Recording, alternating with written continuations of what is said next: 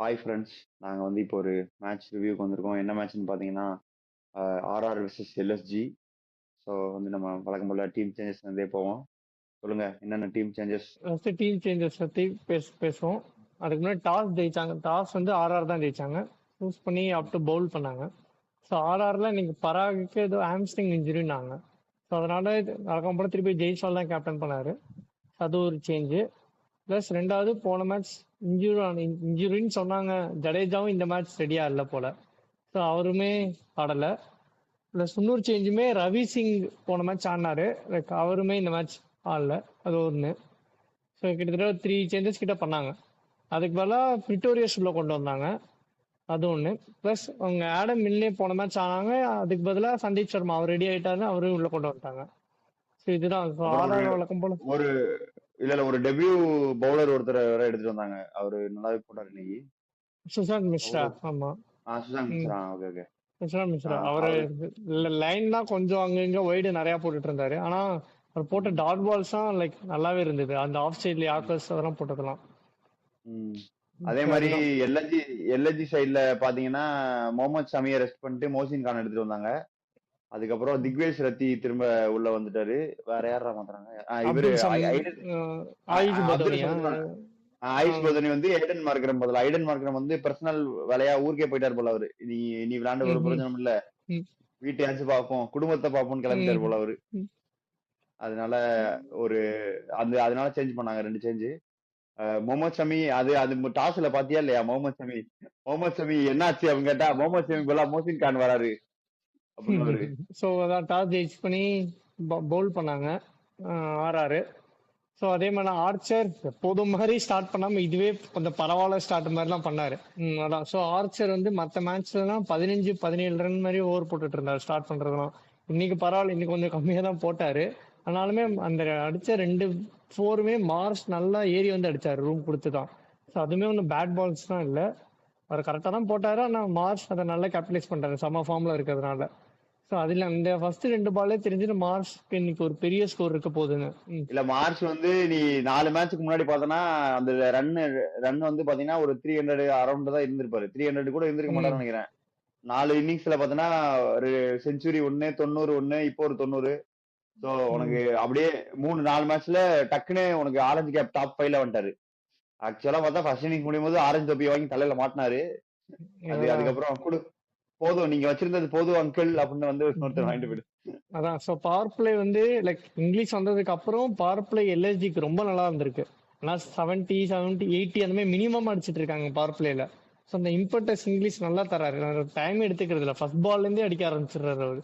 இன்னைக்கு அதே மாதிரி இங்கிலீஷ் ரொம்ப நாளா ஸ்டார்ட் பண்ணாரு. இங்கிலீஷும் ஸ்டார்ட் பண்ணாரு. இப்போ லைக் இது வரைக்கும் நடந்த 2-3 மேட்ச்ல யாரோ ஒருத்தங்க தான் பவர் பிளேல ரொம்ப டாமினென்டா ஆடிட்டு இருந்தாங்க.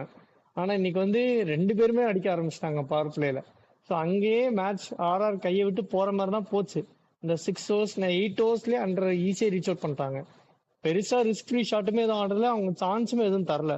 லைக் கேட்ச் இல்லைன்னா இந்த மாதிரி மிஸ்ஃபீல்டு எதுவுமே இல்லை. ரொம்ப கிளீனா ஆனாங்க ஃபர்ஸ்ட் 8 ஓவர்ஸ். பட் நடுவில் அவங்களுக்கு கேம் திருப்பி கொண்டு வந்தவங்க யாருன்னா அந்த யாஷ் ராஜ் தான். அவர் ரொம்ப பிரில்லியண்டா போட்டார் இன்னைக்கு. அவர் தான் இன்ஃபேக்ட் இந்த கேம் சேஞ்சரு. 240 250 போக வேண்டியது 220 நிறுத்தினது லைக் யாஷ் ராஜ் தான். அதான் முக்கியமான விக்கெட் எடுத்தாரு வந்து டக்குன்னு. இங்கிலீஷ் விக்கெட் எடுத்தாரு. அதுக்கப்புறம் பூரான் விக்கெட் எடுத்தாரு. பூரான் அடிக்க ஆரம்பிச்ச உடனே பூரான் விக்கெட் எடுத்தாரு. அதுக்கப்புறம் உனக்கு அதுதான்டா இவங்களோட பிரச்சனையே. முதல்ல ஃபர்ஸ்ட் மிச்சல் மார்ஸ் வந்து அவங்க அந்த 150ல எல்லாத்தையும் நிப்பாட்டிட்டு இருந்தாங்கல்ல. அப்ப வந்து மிச்சல் மார்ஸ் வந்து ஓப்பனிங்ல பொறுமையா ஆடி ஓரளவுக்கு செட் பண்ணி கொடுத்திருப்பாரு. மிடில் ஆர்டர் பேட்ஸ்மேன்லாம் ஆட தெரியாத மாதிரி ஆடி அப்படியே சொதப்பி விட்டுறாங்க. அதேதான் இப்ப வரைக்கும் நடக்குது. இப்ப பவர்ஃபுல்லா ஓபன் பண்ணா கூட அவங்களுக்கு விக்கெட் போயிடுச்சுன்னா அப்படியே படுத்துறாங்க.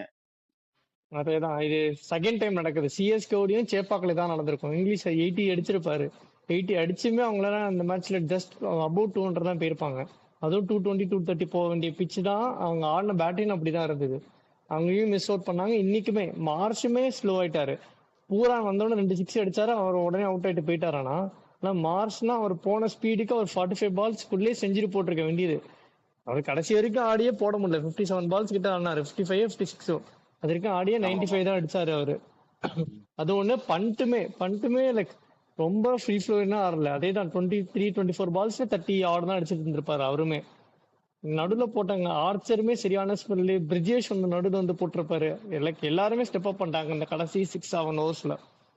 அதான் அந்த நடுவுல ஒரு நல்லா 3 யாஷாஜ் நீங்க சொன்ன 3 ஓவர்ஸ் வந்து போட்டிருப்பாங்க. யாஷாஜ் புஞ்சா ஓவர் அந்த 3 ஓவர் தான். புஞ்சா, ம், பிரிஜேஷ், திருப்பி புஞ்சா, அந்த 3 ஓவர் ரொம்ப டைட்டா போட்டாங்க. அதுக்கு முன்னாடி ஐ திங்க் ம், 12 13 14 15 ஓவர் நினைக்கிறேன். அதுக்கு முன்னாடி 11 12 ஓவருக்கு டபுள் டிஜிட் கம்மி ரன்னே கொடுக்கல. யாருமே சிங்கிள் டிஜிட் ஓவரே ம். போடல. சோ அந்த 3 ஓவர் தொடர்ந்து டைட்டா ஓவர் போட்டாங்க. இல்லாமலே. ஆமா, ம், 3 ஓவர் தொடர்ந்து டைட்டா போட்டாங்க. அப்புறம் டெத்ல வந்து ஆர்ச்சர் டைட்டா போட்டார் 2 ஓவர். இவன் எட்ஜ் வாங்கி அந்த பக்கம் இந்த பக்கம் ரன் போனாலுமே 2 ஓவருமே ஆர்ச்சர் நல்லா போட்டாரு, டெத்ல நிறுத்திட்டாரு ரன். ம். சோ அதனால 240 மேல போக வேண்டிய ஸ்கோரை 220 நிறுத்திட்டாங்க. அதுவும் ஜெய்ப்பூர்ல 220 ஆவரேஜ் ஸ்கோரா தான் இருக்கு இந்த சீசனுமே. எல்லா டீமுமே 220 ஆமா பிளஸ் அடிச்சிருக்காங்க, பிலோ சேஸ் பண்ணிருக்காங்க. கரெக்ட். அதான் கம்மி ஸ்கோர் நேரம் ஃபர்ஸ்ட் இன்னிங்ஸ் முடியறப்போ சொன்னாங்க வேற. 220 தான் லைக் கம்மி ஸ்கோர். 228 ஆமாமா. இங்கெல்லாம் 228 பத்தல இந்த மாதிரின்னு. இல்ல அதான் ஆர்ஆர் வந்து 2 தடவை ஃபர்ஸ்ட் பேட்டிங் ஆடி 220 பிளஸ் போஸ்ட் பண்ண மேட்ச் தோத்துட்டாங்க 2 மேட்ச். ம், ஜிடி வந்து ஃபர்ஸ்ட் பேட்டிங் ஆடி 220 பிளஸ் போஸ்ட் பண்ணாங்க, அதை சேஸ் பண்ண முடியல ஆர்ஆரால. ஸோ இது அந்த 4 மேட்ச் தான் நடந்திருக்கு. 4 மேட்ச்மே 220 ஃபர்ஸ்ட் பேட்டிங் ஆன டீம். உனக்கு ஆனா 220 பிளஸ் போயிட்டாங்க அவங்க 3 பேரும். இவங்க 220ல நின்னுட்டாங்க. இவங்களும் ம். 220 பிளஸ் போட்டுதாங்கன்னா கூட சான்ஸ் இருந்திருக்கு. பட் சூரியவன்ஷி ஆன இன்னிங்ஸுக்கு பார்த்தனா உனக்கு எதுவுமே சான்ஸ் இல்ல தான். இல்ல அப்படிலாம் சொல்ல முடியாது. சூரியவன்ஷி அவுட் ஆன அப்புறம் பார்த்தல 6 ஓவர்ஸ் 41 லாஸ்ட் ஓவர் வரைக்கும் எடுத்துட்டு வராங்க. அது அப்புறம் வருவோம். என்ன கேட்டா ஆர்ஆர் நல்லா போட்டாங்க செகண்ட் ஹாஃப்ல. இவங்களுமே வந்து வெங்கட் சொன்ன மாதிரி மாஸ்ட் கொஞ்சம் டயர்ட் ஆன மாதிரி ஃபீல் ஆன மாதிரி இருந்தது எனக்கு. அவருமே போல பண்ட்டுமே வந்து ஒரு பவுண்டரி அடிச்சார்னா ஒரு 2-3 பால் சாப்பிட்டு அப்படியே ஓட்டின மாதிரி இருந்தது. கொஞ்சம் ரொட்டேட் பண்ண முடியாம கஷ்டப்பட்ட மாதிரி. பிரிஜேஷுமே அந்த ஓவர் நல்லா போட்டாரு. திருப்பி வந்த எல்லாருமே நல்லா போட்டாங்க. சுஷாந்தும் last over I think penultimate over போட்டிருப்பாரு. அவருமே ஓரளவுக்கு நல்லா போட்டாரு. அந்த லாஸ்ட் 2 பால் மட்டும் பவுண்டரி போயிருக்கும். ஃபர்ஸ்ட் ஒரு 4 பால் நல்ல பால் போட்டாரு. ஸோ ஓரளவுக்கு நிறுத்திட்டாங்க பேக் எண்ட்ல. 240 ஸ்கோரை 220 ஆகிட்டாங்கன்னு தான் சொல்லணும். அதான் அதுக்கப்புறம் நீ இது ஆர்ஆர் பேட்டிங்னு வந்தனா எப்பயுமே ஜெய்ஸ்வால் தான் ஆச்சு. சூரியவன்ஷி தான் ஆரம்பிப்பாரு எப்பயுமே. இன்னைக்கு வந்து ஜெய்ஸ்வால் ஆரம்பிச்சாரு. நான் ஆரம்பிக்கிறேன் அவன்ட்டு. உனக்கு ஃபர்ஸ்ட் ஓவர்ல 23 ரன் வந்துருச்சு. அதுக்கு வந்து ஆகாஷ் சிங்க்கு நம்ம கிரெடிட் கொடுக்கணும். ஒரு இன்னைக்கு ஒய்டு 4. உண்மையே சொல்லணும்னா இன்னைக்கு ஆகாஷ் சிங்க்கு தான் பெரிய கிரெடிட் கொடுக்கணும் ஆர்ஆர். ஆமா 3 ஓவர் 54 54 நினைக்கிறேன். 54 18 பால் 54ன்றது இதுல ஹைலைட் என்னன்னா 5 ரன் ஓவர் ஒன்னு, விக்கெட் 5 ரன் ஓவர் ஒன்னு போட்டாரு இதுல. அது இல்லாம இந்த 2 ஓவருக்கே தலைவர் 40 சில்லறை கொடுத்திருக்காரு. 49 23 ஃபர்ஸ்ட் அதான் ஒரு ஓவர், ஓவர்ல 29 அந்த இந்த ஓவர் 26 26 23 ஒண்ணு 26 ஒண்ணு. 26 ஓகே. அது இல்லாம 29 இவரா? ஓகே. இவரு மயங்க் யாதவ். உங்களுக்கு டிஃபரன்ஸ் கிளீனா தெரியுது பாருங்க. இங்க 10 பிளஸ் ரன்ஸ் கொடுத்தாங்க ஆர்ஆர். ஆனா யாருமே பெரிய ஓவர் போடல. எல்லாருமே 10 11 12 13 இந்த ரேஞ்சிலே தான் இருந்தாங்க. நீங்க இங்க பாத்தீங்கன்னா டைட் ஓவர் இருந்தது. ஆனா ஒரு டைட் ஓவருக்கு அப்புறம் அந்த பிரஷர் ரிலீசிங் ஓவர் பெரிய ஓவரா இருந்தது ஆர்ஆர் பேட்டிங். எப்ப பாத்தீங்கன்னா நீங்க பாத்தீங்க ஃபர்ஸ்ட் ஓவர் 23 அவர் ஆகாஷ் போட்டது. ஆனா செகண்ட் ஓவர் இவர் நல்லா போட்டாரு, மோஷின் நல்லா போட்டாரு. திருப்பி அதுக்கு தேர்ட் ஓவருமே ஓரளவுக்கு மயங்க் நல்லா போட்டாரு. சோ திருப்பி மோசின் வந்த ஓவர் தான் ரன் போச்சு. அதுமே எனக்கு தெரிஞ்சு 19 ரன் ஓவர் ஏதோ நினைக்கிறேன். 16 ரன்னோ 19 ரன் ஓவர் ஒன்னு. சோ அந்த மாதிரி ஓவருக்கு பெரிய ரன் நிறைய போயிடுது. திருப்பி இவர் ஆகாஷ் ஒரு 26 அடிச்சாங்க. அதுக்கப்புறம் திருப்பி மயங்க ஒரு 29 அடிச்சாங்க. சோ கண்டெயின் பண்ணி போட்டாலுமே அந்த அந்த ஓவரை பெருசா யூஸ் பண்ணணும்னு சொல்லுவாங்க. நீங்க T20 கிரிக்கெட்ல பாத்தீங்கன்னா ஏதாவது ஒரு ஓவர் ரன் போகுதுன்னு உங்களுக்கு தெரிஞ்சிச்சுன்னா அந்த ஓவர் பெருசா யூஸ் பண்ணணும். அது வந்து எனக்கு தெரிஞ்சு யாரும் கரெக்டா பண்ணாங்க. அது எல்எஸ்ஜி பண்ணாலுமே பவுண்டரி வந்தாலுமே 10 11 12 நின்னுச்சு. 20 பிளஸ் ஒரு ஓவர் கூட போடல. ஆனா ஆர்ஆர் அதான் நீ ஆர்ஆர் பண்ணாங்கன்னு சொல்றதோட சூரியவன்ஷி பண்ணாருன்னு சொல்லலாம். அவர் தான் அடிச்சாரு எல்லா ஓவர்லயும். துருவ் ஜுரேல் வந்து ஒரு எஸ்எஸ்சி ஜெய்ஸ்வால் வந்து அந்த ஓவர் அடிச்சாரு. அப்ப கூட அது ஆகாஷ் சிங் தான் போட்டாரு. உனக்கு 23 ரன்ல ஒரு 4 வைடு, அது போக 2 வைடு லெக் பைஸ்ன்னு ஏதோ போச்சு நினைக்கிறேன். வேற மயங்க் கால்குள்ள பால் அதான் ஒரு உனக்கு அந்த ஓவர்ல ஜெய்ஸ்வால் அடிச்சா கூட அவரால் 20 பிளஸ் ரன்ஸ் அடிக்க முடியல தனியா. ஆனா இது சூரியவன்ஷி வந்துட்டு அடிச்சப்போ அந்த 26 ஓவர் 29 ஓவர்லாம் அவரே அடிச்சாரு தனியா. அவர் வந்து இன்னைக்கு வந்து ஸ்டார்ட் பண்றப்போ கொஞ்சம் ஸ்லோவா ஸ்டார்ட் பண்ணியிருந்தாலும், அதாவது நம்ம ஸ்லோவா ஸ்டார்ட் பண்றாருன்றது எப்படி சொல்றோம்னா 10 பால் 25 அடிச்சாலே ஸ்லோன்ற மாதிரி ஆயிடுச்சு அவரோட இன்னிங்ஸ். இல்ல அவரு வந்து ஃபர்ஸ்ட் 10 பாலுக்கு 5 ரன் தான் அடிச்சிருந்தாரு. அவரு ஸ்லோவா ஸ்டார்ட் பண்ணது என்னன்னா இந்த சீசன்ல 4th 50 இது இருக்கு. 23 பால் 50 அடிச்சிருக்காரா. இதுதான் ஸ்லோவஸ்ட் 50யா. சோ அப்ப பாத்துக்கோங்க அவரோட ரேஞ்ச் 23 பால் 50 தான் ஸ்லோவஸ்ட் 50யா. அது அதை அச்சீவ் பண்ணவே நிறைய பேர் போராடிட்டு இருக்காங்க இன்னும். அதுதான் அது இல்ல இன்னும் ஒரு அதான் 2 பால செஞ்சுரி அடிச்சிருந்தா அது இந்த 40 பால் செஞ்சுரியுமே வந்திருக்கும் இந்த டாப் 10 டாப் 15 செஞ்சுரிஸ்ல. ஆனா அது அவரோட ஃபர்ஸ்ட் ப்ராசஸ்ல. செஞ்சுரியா இருந்திருக்கும். ஆமா, ஆல்ரெடி 33 பால் 34 பால் வச்சு வச்சிருக்காரு. அது இல்லாம 53 சிக்ஸஸ் வேற ஒரு சீசன்ல. சோ 59 கெயில். இன்னும் 6 6 தாண்டாருன்னா 59லாம் இதுக்கு மேல தாண்டது ரொம்ப கஷ்டம். யாருமே திருப்பி இந்த ரேஞ்சுக்கு வர்றது ரொம்ப கஷ்டம். அந்த அபிஷேக் சர்மா சீசன் ஆனார் போன சீசன், அவரே 42 6 தான் வச்சிருந்தாரு. So fastest by Indian first by Indian நினைக்கிறாரு. ஃபாஸ்டஸ்ட் கூட இல்ல, ஃபர்ஸ்ட் பை இந்தியன் 56. ஆமா 59 கெயில் அதுதான் அதிகம். அதுக்கப்புறம் 50 கூட யாரும் இல்ல. இந்த சீசன்ல 53 அடிச்சது தான் அதிகம். இல்ல 52 பட்லர் நினைக்கிறேன். ஏதோ ஒண்ணு பார்த்தேன் நானு. 50 பிளஸ் 2 பேர் இந்த மாதிரி பார்த்தேன் நான். அந்த லிஸ்ட் போட்டிருந்தாங்க ஓகே, மேட்ச் பார்க்கும்போது. இல்ல மேபி அதான் கெயிலு. அததான் இது கெயிலு இருக்காரு. இன்னும் ஒரு மேட்ச் அவங்க ஜெயிச்சாங்கன்னா குவாலிஃபை ஆகிறதுக்கு வாய்ப்பு நிறைய இருக்கு, பிரகாசமா இருக்கு. அந்த குவாலிஃபை ஆகிறதுக்கு ஆடுறப்போ இவரு 6 6 அடிச்சாருன்னா 7 6 அடிச்சாருன்னா கெயில தாண்டிடுவாரு. ஒருவேளை இவர் அடிக்காமலே குவாலிஃபை ஆனா கூட நிறைய சான்ஸ் இருக்கு இவர் அடிக்கிறதுக்கு. திருப்பி சான்ஸ் கிடைக்கும். ஆமா அதெல்லாம் நிறைய இருக்கு. 15 வயசுலயே 500 பிளஸ் ஐபிஎல் ரன்ஸ் அடிக்கிறாரு. அதெல்லாம் பல பேருக்கு இன்னும் கனவுலயே இருக்கு. 500 பிளஸ் ரன்ஸ் எல்லாம் 15 வயசுல அடிக்கிறாரு. எனக்கு தெரியல எந்த லெவல்ல போகுதுன்னு இந்தியா டீம். ஆனா என்னன்னா, நீங்க இவ்வளவு யங்ல ஸ்டார்ட் பண்ணும்போது நீங்க எல்லாத்தையுமே பாத்துருவீங்க அந்த ஹைய ஃபுல்லா. இப்ப இந்தியாவுக்கு போய் அவருக்கு சக்சஸ் கிடைச்சிச்சுன்னு வச்சுக்கோங்களேன், அந்த ஹைய பாத்துருவாரு. அதுக்கப்புறமா அந்த மோட்டிவேஷன் எப்படி வச்சிருக்காருன்றதுதான் பெரிய விஷயம். ஆனா இப்பயே எனக்கு தெரிஞ்சு இதுக்கு மேல என்னங்க வேணும்? குழந்தைங்க 15 வயசு குழந்தை 500 ரன் மேல அடிக்குது, ஆரஞ்சு கேப் வச்சிருக்கு. அதெல்லாம் பார்த்தா இல்ல அதான் அந்த 500 ரன்ல நீ பவுண்டரிஸ்லயே இப்ப 560 70 ரன் அடிச்சிருப்பாருன்னு வச்சுக்கேன். அதுல 500 ரன்னுக்கு மேல பவுண்டரிஸ் மட்டும் அடிச்சிருப்பாரு. உனக்கு 53 6 அதே மாதிரி 50 பிளஸ் பவுண்டரி ஃபோர்ஸுமே அதை அடிச்சிருக்காரு.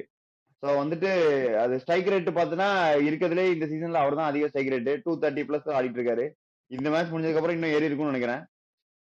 வேற என்ன சொல்றது, நமக்கு எல்லாமே வச்சிருக்காரு, ஒண்ணும் சொல்றதுக்கே இல்ல. ஆனா இந்த மாதிரி ஒரு சீசனுக்கு அப்புறம் இந்தியாவுக்கு புஷ் பண்ணதான் ட்ரை பண்ணுவாங்க. ஆனா இப்போ இருக்க இந்தியன் ஓபனர்ஸ் மேல ஹாஷா இருக்கும். அது என்ன டிசிஷன் எடுக்க போறாங்கன்னு தெரியல. இந்தியா ஏன்னா வேர்ல்டு கப் வேற ஜெயிச்சுட்டு வந்திருக்காங்க. அபிஷேக்குமே நல்லா தான் ஆடி இருக்காரு, சாம்சனுமே நல்லா தான் ஆடி இருக்காரு இது ஐபிஎல்லையுமே. பட் ஆனா இவ்வளவு பெரிய சீசனுக்கு அப்புறமா எப்படினாலும் இந்தியா டீம் புஷ் பண்ணுவார். மேபி ஸ்குவாடுக்கு செலக்ட் ஆவாருன்னு நினைக்கிறேன். ஆனா ஸ்ட்ரெயிட்டாவே லைன் அப்ல கொடுப்பாங்களான்னு தெரியல. ஆனா இது எக்ஸலன்ட் சீசன். இந்த மாதிரி சீசன்லாம் ரொம்ப எனக்கு தெரிஞ்சு இன்னும் ஒரு வருஷம் இல்ல 2 வருஷம் அவரு வந்துட்டு அந்த அண்டர் 19 டீம்ல தான் விளையாட வைப்பாங்கன்னு நினைக்கிறேன். அவனுக்கு அதுக்கப்புறம் அண்டர் 19 டீம்ல விளையாட முடியாது. ஒரு கேம் தான் அண்டர் 19 வேர்ல்டு கப் ஒரு வாட்டி தான் விளையாட முடியும். Oh under 19 world cup India A squad card. இப்போ இந்தியா ஏ ஸ்குவாட் செலக்ட் ஆயிருக்காரு அந்த ட்ரை சீரிஸ்ல. அதான் இந்தியா ஏல பிடிச்சு போட்டுருவாங்க. அப்போ போட்டுட்டு உனக்கு அதுக்கப்புறம் வேணா ஒரு வருஷம் கழிச்சு. ஆனா இவரு இப்ப டெபியூ கொடுத்தாங்கன்னா சச்சின் தெண்டுல்கரோட அந்த யங்கஸ்ட் பிளேயர் அந்த ரெக்கார்டை வந்து இது பண்ணலாம். பட் அது பண்ணுவாங்களான்னு தெரியல, பாப்போம். இல்ல ஆனா எனக்கு தெரிஞ்சு ஆன் தி கார்ட்ஸ் தான். நெக்ஸ்ட் 1 இயர்ல கண்டிப்பா கொடுத்துருவாங்க. அந்த ஐபிஎலுக்கு முன்னாடி ஏதாவது ஒரு சான்ஸ் லைக் இது ஜிம்பாப்வே அயர்லாந்து அயர்லாந்து வர போறாங்கன்னு நினைக்கிறேன். சோ அங்க இங்க அயர்லாந்து போறாங்க. அயர்லாந்து மேட்ச் கண்டிப்பா சான்ஸ் கொடுத்துருவாங்க. எனக்கு தெரிஞ்சு ஆடிடுவார் இந்தியாவுக்கு. அங்கேயும் போய் அடி அடிச்சுட்டு வர போறாரு போட்டு நிறைய. ஆனா ஓபனர்ஸ்க்கு செம்ம காம்படிஷன் இருக்கு இந்த வாட்டி. ஆமா, உனக்கு அதுக்கு அடுத்து பார்த்தா பிரியான்ஸ் ஆரியா அங்க உனக்கு அதே மாதிரி ஸ்ட்ரைக் ரேட் பிளஸ் உனக்கு பவர் பிளே வரைக்கும் உனக்கு ஒரு இம்பார்ட்டன்ஸ் கிடைக்கணும்னா அந்த மாதிரி பிளேயர் வேணும்னா உனக்கு பிரியான்ஸ் ஆரியா அங்க ஆடிட்டு இருக்காரு. சரி, இது நம்ம இது போடுவோம். அதான் ஏற்கனவே இல்ல ஆரம்பிச்சோடனே போயிடுவோம். ஏற்கனவே அடிச்ச சாம்சனு அபிஷேக் சர்மா இருக்காங்க. பிளஸ் இவங்க வேற உனக்கு வந்து சோர்ஸ் நிறைய இருக்கு. ரிசோர்ஸ் நம்ம யூஸ் பண்றதுதான் எப்படி யூஸ் பண்றோம்னு பாக்கணும். அதான் சோ இவங்க 2 பேரும் மேட்ச் முடிச்சிட்டாங்க கிட்டத்தட்ட. அவர் இன்னிங்ஸ்லயே முடிஞ்சிச்சு. துருவ் ஜுரல் அப்படியே செகண்ட் ஃபீல்ட்ல ஆடிட்டே இருந்தாரு ஜாலியா. லாஸ்ட்ல இது குறிப்பா சொல்லியே ஆகணும். அவுட் ஆன அப்புறமா ஒரு 6 ஓவர் 6 ஓவர்ஸ் 41 இருந்தது. அதை அடிச்சு மேட்ச் முடிக்கிறானா சிஎஸ்கே மாதிரி லாஸ்ட் ஓவர் வரைக்கும் தள்ளி எடுத்துன்னு போறாரு. துருவ் ஜுரல் பாவம் ஆடவும் முடியல, அடிக்கவும் முடியல, ரன் அவுட் பண்ணி வேற விட்டுன்னு இருக்காரு. அந்த பக்கம் இருக்கவங்கள ஃபீல்டர் கைக்கு கொடுத்துட்டு வா சிங்கிள் கூப்பிடுறாரு. இல்ல அது வைபவ் சூரியவன்ஷி வந்து அது ரன் அவுட்டே ஆயிருந்தாருன்னா இன்னும் ஃபன்னா இருந்திருக்கும். அது அவர் கையால அவுட் ஆகணுன்ற மோஷின் கான் வந்து நான் என் கையால தான் விக்கெட் எடுப்பேன்னு சொல்லி அந்த ரன் அவுட் விட்ட மாதிரி இருந்தது. அது ஒரு ஃபன்னி மொமெண்டா இருந்தது மேட்ச். எனக்கு தெரிஞ்சு அந்த ரன் அவுட் விட்டுட்டு அவர் அந்த ஓவர்ல அவுட் ஆகணும்னா இன்னும் ஒரு ஓவர் 2 ஓவர்ல முடிச்சிருப்பாங்க அந்த மேட்ச. அவர் இருந்தா தான் முடிச்சிருப்பாங்க. அப்பயே போன அப்புறம் தான் ரன் அவுட் ஆயிருந்தா தெரிஞ்சு சூரியவன்ஷி அழுதுருப்பாரு அங்கேயே. அவர் என்ன அது போறாரு, அவர் ஆல்ரெடி செஞ்சுரி சார், திருப்பி வந்து வேற அடிக்க போறான். ஏ 50 அடிச்ச மேட்ச் அழுதுட்டே போறாரு அவரு. செஞ்சுரி அடிக்க முடியல 50 அடிச்சு. சோ அந்த ஃபயர் வந்து உனக்கு இருக்கு இன்னும். அப்ப ரன்ஸ் வேணும்ன்ற ஃபயர் இருக்கு, மோட்டிவேஷன் இருக்கு யோகி. நீ எதிர்பார்த்த மோட்டிவேஷன் அங்க இருக்கு. ஆக்சுவலா இன்னைக்குமே அவுட் ஆயிட்டு ஏதோ புலம்பிட்டே தான் அடுத்த போனாரு. மேட்ச் எங்க கேப்டன் வருவாரு, வெயிட் பண்ணுங்க. உங்க கேப்டன் வருவாரு, ஜடேஜா வருவாரு, எல்லாரும் வந்தா நல்லா இருக்கும், உங்களுக்கு நல்லா இருக்கும். நீங்க அப்போ கேப்டன் என்ன நடக்குது? வந்துட்டாரு already. எங்களோட தானே எங்க கேப்டன் வந்துட்டாரு. சரி, இது வந்து இன்னும் இன்ட்ரெஸ்டிங்கா தான் ஆயிருக்கு. இப்போ ஆர்ஆர் ஜெயிச்சதுக்கு அப்புறம் உனக்கு வந்து பஞ்சாப் ஜெயிச்சாலும் இன்ட்ரெஸ்டிங் ஆகும், கேகேஆர் ஜெயிச்சாலும் இன்ட்ரெஸ்டிங் ஆகும், சிஎஸ்கே ஜெயிச்சாலும் இன்ட்ரெஸ்டிங் ஆகும். இல்ல அதான் இப்ப எல்லாருக்கும் என்ன சான்ஸ் இருக்கு, நடந்தாலும் அவுட் சைட் interesting சான்ஸ். ஆனா ஆர்ஆருக்கு கொஞ்சம் அப்பர் ஹேண்ட் சொல்லும், ஏன்னா ஒரு கேம் அவங்க கையில ஆகும். இருக்கு. ஆமா சோ நீங்க வின் பண்ணா உள்ள போயிடுவீங்க, அவ்வளவுதான். சோ நீங்க எக்ஸ்ட்ரா யாரையும் டிபெண்ட் பண்ணி இருக்க தேவையில்லை.